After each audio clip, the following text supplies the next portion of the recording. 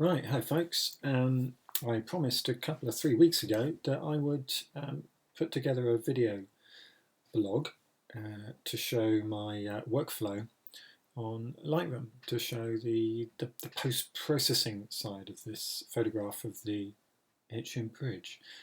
Basically how we get from the photograph as it is at the start, which is this kind of quite cold, neutral, blue toned picture, through to this rather warmer one that's got a bit more depth and life to it. So I'm going to attempt to recreate my processing of that shot for you in quick time, and I'll just go through the principles rather than necessarily completely recreate it, because if I just show you briefly the history on this photograph of all the adjustments that I've made on the left hand side here, runs from here where the picture was imported all the way up, lots of different brush strokes and stuff and adjustments of one sort or another, and so it'd take a long time to recreate that. I'm not going to try and do that. What I'll do is just go through the main aspects of the workflow for you. Okay, so the most obvious thing really when you look at this picture staring at you in the face is just blue. It's just very blue, and that's because I use the Leaf Filter's big stopper. Although it's called a neutral density filter, it actually isn't really. It does leave this blue colour cast. It really cools down the temperature of the photograph. Now, fortunately, that is relatively easy to deal with, and we can either do that manually by adjusting the colour temperature here with these sliders. Sorry, that's adjusting the wrong bit. Give me a second. I'll do it in the basic section over here. So you can either adjust the color temperature here, and I think I put it up to something around about the kind of 10,000 10K mark, that sort of level. So you can either do that. Let's just take it back to where it was, or you can use your dropper here, your white balance selector. And if I just zoom in on a bit of the photograph here, I need to find something in the picture that is kind of fairly neutral, and in terms of a grey that I could use, and you can kind of pick and choose a particular part of it. But let's say we thought that this was a neutral grey, and I'm doing this a bit randomly now. Then I could click on this with my colour picker, and if we zoom out again, then you'll see actually it's warmed the picture up a lot, actually quite a lot more. So I probably haven't really picked a neutral section of the picture there.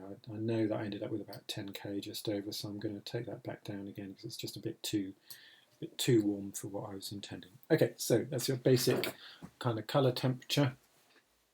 We can also, if we wanted to mess around, if we felt we wanted a bit more magenta in the picture, then we can do that here as well.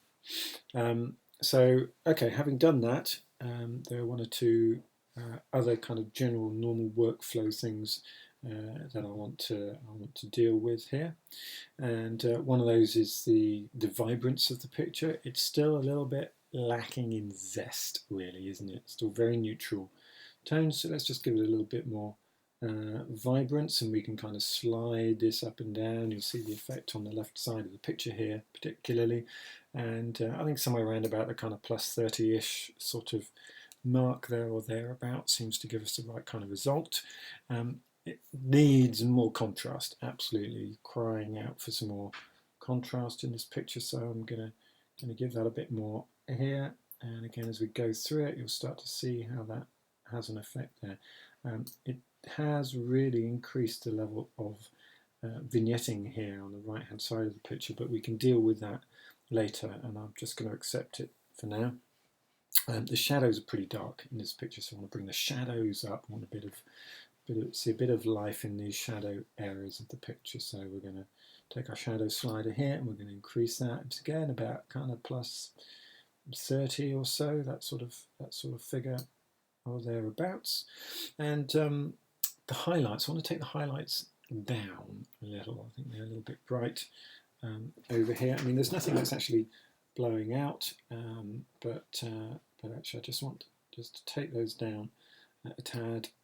Again, similar sort of amounts around about 30. It's quite a delicate sort of adjustment. It's nothing. It's not doing anything too dramatic. We're just starting to see, if we go look at a before and after of this picture,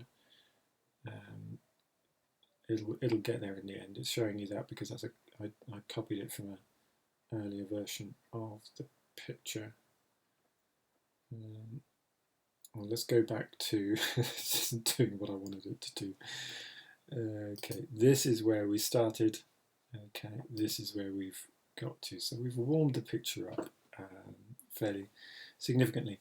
Now, next, I think I want to put a graduated filter going across this picture from left to right, because it just looks a bit unbalanced to me at the moment. It's too dark on the right, and it's a bit brighter on the left than I would ideally like. So I'm going to take this graduated filter here, and we're going to do a very, very broad sweep right across the picture. I don't want any strange colour banding in it. Take the exposure down, which is up at the moment, and just fiddle with it till I get what looks reasonably balanced. And sometimes to do this, it's actually better to see it in the small version up here, top left, in the preview pane, just to see what the balance overall looks like.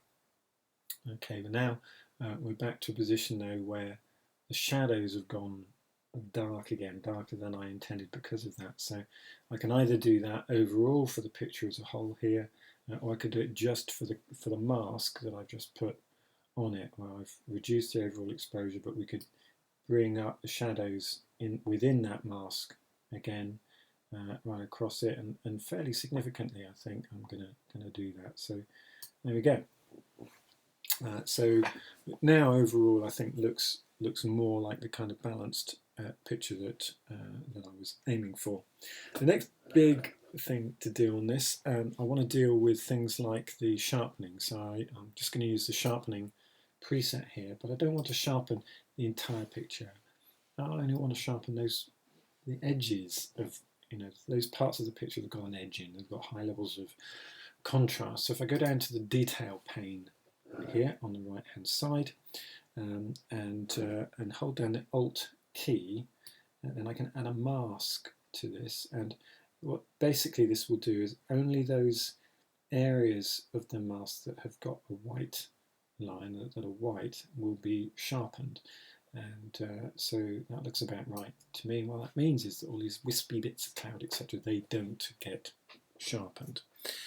So we've dealt with our sharpening. I don't need to do any noise reduction. I'm in the native ISO level of the picture, but if I was going to do any noise reduction, I'd probably do it at this point in this pane here, in the detail pane. I don't need to do that. But what I do want to do, I want to make the bridge stand out. So I'm going to apply a brush to the bridge just to increase the shadow areas in the bridge. So let's use the bridge, use the brush, and I'm going to leave auto mask on so that I don't end up with a sort of halo effect around the bridge because the brush overlaps or whatever. And at the far end of the bridge, I'm going to do this with the zoom zoomed in. Oops, let's just undo that. I meant to move the picture along there. Here we go. So I probably need to kind of zoom out a bit from that, a bit too closely cropped in. And so I'm just going to set exposure up a little bit here. Let's put the shadows up as well. So don't really need all that feathering. Let's take the feathering down. We'll have the flow rate fairly low as well. We'll leave auto mask on and the density round about in the middle. And let's just get an appropriate size brush, and then I can start painting in here the bridge. And I can be fairly aggressive about this because I can go and adjust it afterwards. Okay, and if you want to see exactly what you've been painting while you're doing this sort of thing, it's easy enough to do that. If you press O on your keyboard, then it shows in red the areas that you're actually painting. So let's just do that bit down here, and Okay, let's get this bit slightly bigger brush here, and the I'm not going to worry too much about this bit around the side of the bridge. It is a bit dark, so I might as well include that as well. Okay, but I don't want to overflow too significantly. And then similarly, this part of the bridge as well. I'm just going to lighten that. Reflection in the water. I have to be a bit patient with this. This is probably going to take me longer than I wanted for this video, but I'll just do it fairly rough and ready. You'll get the idea. Okay, I think I can zoom out a bit now. Not that much.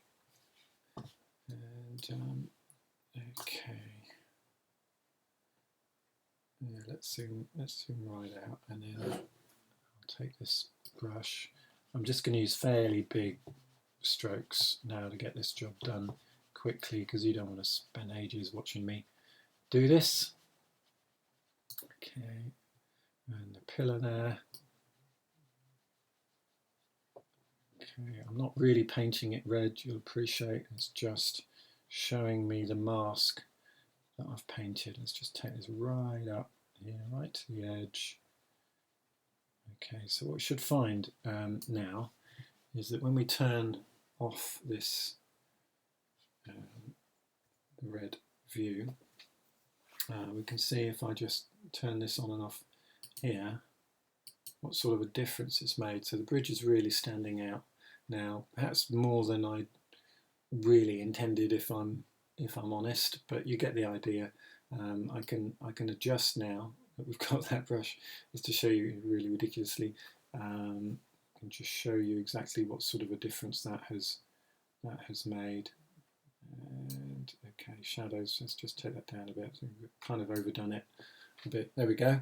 Now I've got this bit up here, and if you end up painting a bit of it and adjusting a bit of it you don't want to, if you hold down the Alt key, then you can just take that away. I'll just add it back in again there. So that means I haven't now got that kind of bit of sky that was just bleaching out a little bit more there that I didn't actually want.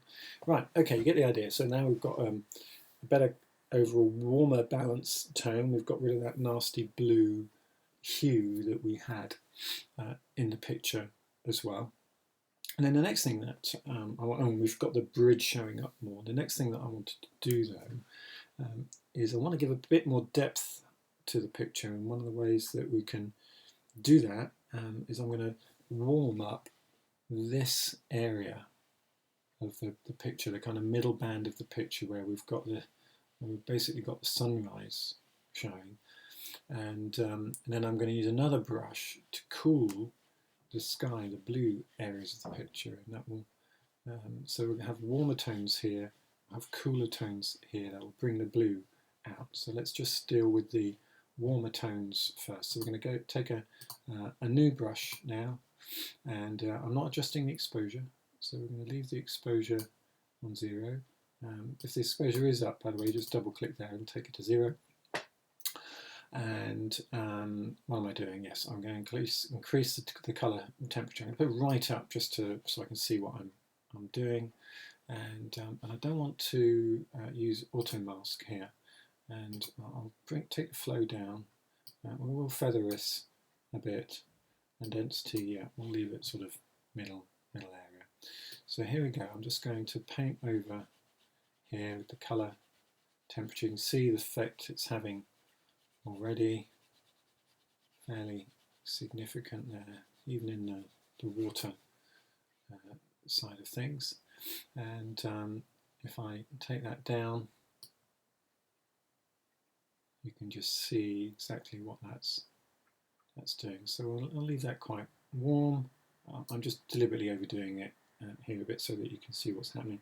And if we wanted to, we could just put a little bit of magenta in there just to exaggerate. That's like way too much, but so let's just take that back down. But just, a bit more of a magenta tint than we thing we had before was just making a little bit more colour, a little bit more life in the sky.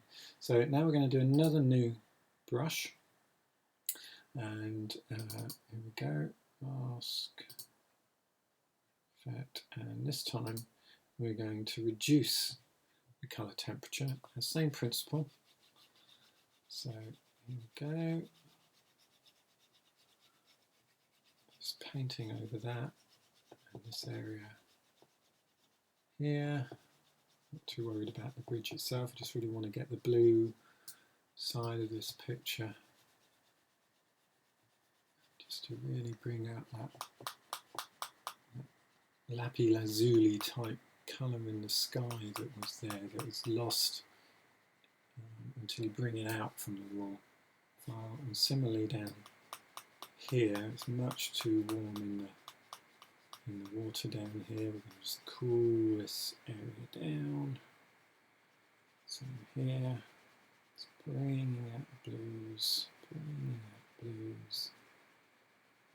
Okay, and I'm going to have to take off some of the magenta hue that's in there. It's got to be careful not to just suddenly go like really green, because that just looks horrid. That's about right, and just so what happens is I bring this blue slider down now. So what you see is we've got this, quite darkish sort of blue, rich blue hue in the sky and in the water, and we've got these really warm tones in the middle of the photograph there. Okay, so that's enough of that. You get the idea. You can play around with that to your heart's content, really. Now, there's a few other basic adjustments that I need to do. I want to just deal with some of the basic lens corrections, just enable the profile for this particular lens. That doesn't really seem to, I'm not very wide angle on this, but what it has done, you'll notice, is it's removed some of that vignetting that we had there. Let's just show that again. If I remove these things and then re-enable them. Okay, so normally in most of the pictures these days I'll enable all of these three basic tick boxes. And yeah, do I want to leave the vignetting? I think what I want to do is I might just try messing around here with a little bit of positive vignetting to, there we go, just try and get it really even across the corners of the image. That seems to be reasonable to me. And I know this sounds crazy, but I'm just going to also see what happens if I use the post-crop vignetting to give an overall reduction evenly in all of the corners here, just to see what it looks like if I just introduce, not that much, introduce a little bit. So the reaction time of the computer is getting a bit slow at the moment for some reason. And do I like that? Maybe just a tiny little bit of vignetting there is quite nice. So I think you get the idea. I think that's kind of brought the picture to life, and I think I'm fairly near to what I ended up with. I've probably got a bit more. This isn't quite right. This is a bit warm and it's a bit brighter than I intended, but it's actually fairly close to the original image that I processed. There. This one, you'll notice the original submission. There's a bit more magenta, particularly in the bridge kind of area. Here, and it seems to be a bit sharper. I didn't put any significant clarity in the picture, no. So I might just take the clarity up a bit. That just, I notice, just kind of crispens it up, whole thing up a bit, which I quite like to do, particularly where we've got the textures in the bridge here. It just helps to draw those out of it. So there you go. Hope you found that useful, and I'll post another one soon. I think the other blog that I said that I would do for this picture is a little bit about the compositional side of things, but we'll leave that for another day. Hope you found that useful, and see you next time.